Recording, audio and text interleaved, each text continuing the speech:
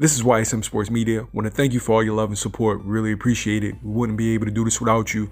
Go ahead and hit that subscribe button right now and click the notification button for all future content. Breadman Edwards, what's good, Brad? Not much, man. Just got some work with Stephen Fulton. Real good with my guy, Romeo Cruz. Romeo Cruz? Yep. What weight is he at? 122. 122? All right, somebody to look out for? Hey, the fight. You saw the work. It was good work, Yeah, man. he can fight. He definitely surprised me being here with a world champion and having that much success. Yeah, he can fight, man. He can fight. He's a good fighter, man. 5-0. I just got to get him going, man. You know, the politics and everything in the game with getting guys signed and getting them going, man. That's the tough part right now.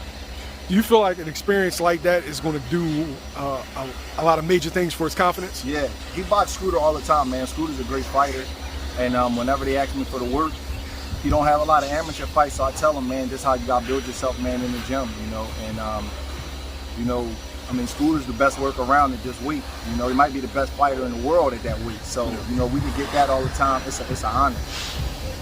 Now, you have a lot of up-and-comers, Zachary Ochoa, Kyron Davis, who coming off of a great performance against Anthony Dirrell. What's next for Kyron? I don't know, 160, 168. Well, who you thought won the fight? I thought Kyron won that fight. No, man. I don't know. 160, 168. When you perform good like that, you know, you get opportunities in that division. But he's really a 60-pounder. So, you know, we supposed to fight Jarett Hurd before that.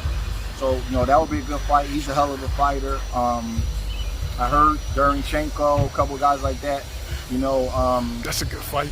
I'm with it. You know, if I get the call, that we could. I know he's a great fighter, but I take that fight too. Caleb Truax, you know, I take that fight. You know, these are guys that like I've been called about and like inquired about. I'm not calling anybody out, but you know, so if we get any of those three names, or maybe something will pop up, I don't know. We'll see. What made you make that jump? Because he, like you said, he's a 60-pounder. He's not really a really big guy. What made you say, like, come on, let's take this opportunity at 68? Well, one, it was good money. I'm not gonna lie. For two, I know he a dog. Honestly, we struggled a little bit to make weight. And I knew coming down and being able to save those extra pounds and give him more energy, more calories to burn, more carbs, more muscles. And, you know, I know what I got in Kyron. You know what I'm saying? Like, he had a couple bumps in the road, but he could fight, you know, and I knew that sometimes a fighter, if you put them in a fight like that and they get up for the fight, they could do some things. And, you know, I'm a competitive person, man. You know, I saw it as a challenge. He saw it as a challenge, and, you know, we said, look, you know, let's rock. You know, people was doubting us, saying he's gonna get knocked out and all that kind of stuff, but I love that kind of stuff, you know what I mean? Like, and when you got a fighter that hear that, they lock in differently. You know what I mean? Sometimes, man, you know, sometimes you get distracted by different things, man, in the world, just the world, family, friends, worldly things. But when you know you can get hurt and you fighting an ex-world champion that's a puncher that's bigger than you, man, Kyron was so locked in for that fight. You seen him when we did the walkthrough, he was like I just believed in him so much. I seen that look. I know that look in the fighter's eye when everybody is against them, but they still believe in themselves and they ready to roll. And when I told him to take the fight, he said, "Man, let's go." And I saw that look. You know, he was like, he was afraid, but it was a good fear. You know, and I just knew that he was not over his head. No matter what everybody else said, I knew me and him believed that, and that's all that mattered to me. Do you feel like that was one of your best coaching performances? Yeah, you know, like. Anthony Dirrell's ex-world champion. He's bigger. He got, you know, he only lost to two outstanding fighters in Bodo Jack and David Benavidez. He was a big favorite. You know, got a great coach. So, you know, I would like to have got the official win, but you know, that along with, you know, with Julian Williams versus Jarett Hurd. You know, when you take fights like that against the supposed killer and the guy that's gonna hurt your guy, it do something to you. And fighters get complacent. They're not going to admit it, but they do. So you know when you got a challenge in front of you, you train a little bit differently. You know what I mean? Your mind is a little bit differently. Like with Kyron, you know, Kyron is a guy, he's a flamboyant guy, he like to have fun, but for that fight he was locked in. You know what I mean? And so I was pleased with it. Speaking of those two particular fights, Jarett Hurd fight, and then the Anthony Dirrell fight. How do you craft the game plan? Because to me, those two were like masterful. It depends. Like sometimes a guy could be known for things that the public may not know that he can do. Like people thought Julian was gonna run from Hurd and box and all that kind of stuff. But I know he got a nasty inside game. I know he was able to step around and do some things to Jarett. Where Kyron, you know, people kind of view him as like a little all-action, busy guy to come forward. But I know he could box. He got long arms. He only 5'10", but he got real long arms. He's a real good amateur. And I saw that I was watching Anthony Dirrell, and I was like trying to figure out what style we was gonna fight. And you know, honestly, I knew it was a connection because Julian trains with his trainer now, and I knew it was a connection. I didn't know if people was like asking questions and things like that. You never know in boxing, man. So I was like, they're expecting us to come forward, just trying to walk them down. I don't know if Kyron could win like that. Let's fight him on the bounce in and out. And I saw him fight a dude named Abraham Hahn, and he couldn't stop him. And I was like, damn, you know. And all dude did was bounce in and out all night. And I'm like, damn, Anthony's good, but he don't really hit a moving target well. So I just told Kyron, like, you have to trust me. I know that's not something that you naturally do, but I want to bounce in and out on this guy, man, and he not gonna be able to hit you with nothing clean. And he really didn't question me. He was just like, whatever you say, I'm gonna do. If it go wrong, I'm gonna blame it on you. And I said, all right. And we did it. And you know, after I found out he could take his punch, Kyron got a you know, decent set of whiskers.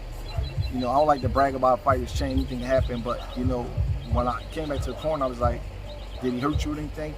He was like, no, because he hit and Kyron with a good right hand. He was like, he punched okay. It ain't nothing I never felt before. I was like, good. We good, man.